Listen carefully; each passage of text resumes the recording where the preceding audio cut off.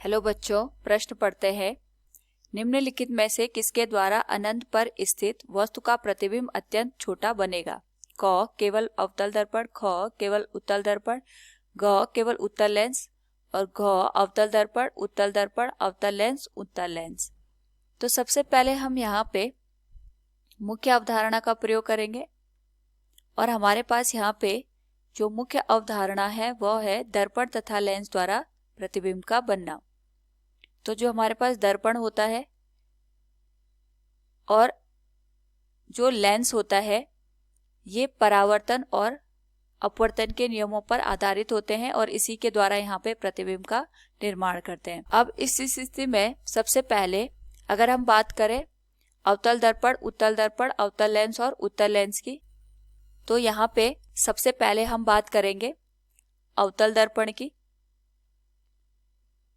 जो अवतल दर्पण होता है इसका जो परावर्तक तल होता है ये धंसा हुआ होता है कुछ इस तरीके से। हमारे पास यहाँ पे अवतल दर्पण कार्य करता है। ये इसका ध्रुव का बिंदु होता है, ये इसका मुख्य अक्ष होता है। तो अगर हमने कोई वस्तु अनंत पे रखी है तो अनंत से जो भी हमारे पास प्रकाश किरणें यहाँ पे आती हैं वो मुख्य अक्ष के समांतर होती है और यहाँ पे परावर्तक तल से टकराने के बाद ये यहाँ पे जो फोकस का बिंदु होता है उस पे जाके ये मिल जाती है, यानी जो प्रतिबिंब बनता है वो फोकस पे बनेगा।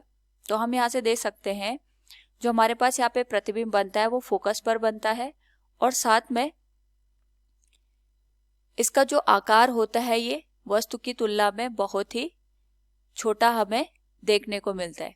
इसी तरीके से अगर हम बात करें यहाँ पे उत्तल दर्पण की, तो उत्तल दर्पण का उभरा हुआ भाग हमारे पास यहाँ पे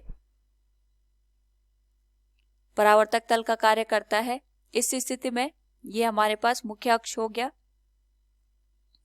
और जो इसका मध्य का बिंदु है ये ध्रुव का काम करता है। इस स्थिति में भी अगर हमने वस्तु को अनंत पे रखा है तो उत्तल दर्पण यहाँ पे जो प्रकाश किरणें होती है इन फैलाने का कार्य करता है। लेकिन यहाँ से अगर हम देखें तो जो हमारे पास प्रकाश किरण है वो हमें यहाँ पे सीधी रेखा में आते हुए प्रतीत होती है। तो अगर हम इनको पीछे की दिशा में बढ़ाते जाएं तो ये सारी की सारी जो बिंदु है फोकस पे मिलते हुए प्रतीत होती है। तो इस स्थिति में जो प्रतिबिंब बनेगा वो फोकस पर ही बनता है और साथ में हमें बहुत ही छोटा यहाँ पे प्रतिबिंब देखने को मिलता है। तो यहाँ पे भी हमें जो प्रतिबिंब दिखेगा वो अत्यंत ही छोटा दिखता है। बात करें अगर हम यहाँ पे उत्तल लेंस की, तो उत्तल लेंस और अवतल लेंस हमारे पास यहाँ पे अपवर्तन पे कार्य करते हैं। तो ये हमारे पास हो गया उत्तल लेंस, ये हो गया इसका मुख्य अक्ष और ये हो गया इसका प्रकाशिक बिंदु। तो अगर हमने कोई वस्तु अनंत पे रखी है, अनंत पे रखी जो वस्तु होती है उससे निकलने वाली प्रकाश किरणें समांतर होती हैं और ये अपवर्तन के बाद लेंस से यहाँ पे एक बिंदु पे मिल जाएंगी और जिस बिंदु पे ये मिलती है उसे हम यहाँ पे फोकस का नाम देते हैं। ये इसकी दुगनी फोकस दूरी हो गई। इसी तरीके से यहाँ पे भी हमारे पास फोकस बिंदु बनते हैं क्योंकि हम वस्तु को इधर भी रख सकते हैं और इधर भी रख सकते हैं। तो अगर हम देखें तो यहाँ पे भी जो हमारे पास वस्तु है उसका प्रतिबिंब फोकस से बनता है और अत्यंत छोटा हमें ये देखने को मिलता है। और इसी का अगर हम यहाँ पे बात करें अवतल लेंस की, अवतल लेंस की स्थिति में हमारे पास दोनों सिरे इस तरीके से एक दूसरे के साथ जुड़े होते हैं। यहाँ पे ये जो मध्य का बिंदु होता है ये प्रकाशिक बिंदु होता है। यहाँ पे भी अगर हम प्रकाश किरणों को देखें तो वो अनंत से आने वाली वस्तु से समांतर क्रम में हमें नजर आती है और यहाँ पे जो भी प्रकाश किरणें अवतल लेंस पे पड़ेंगी तो अवतल लेंस यहाँ पे इनको एक दूसरे से दूर भेजने का काम या फैलाने का काम करता है।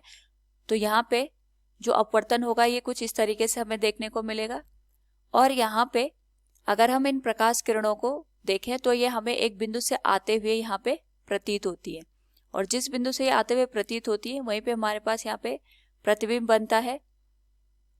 तो हम यहाँ पे कह सकते हैं जो प्रतिबिंब बनता है फोकस पर बनता है और बहुत छोटा हमें देखने को मिलता है।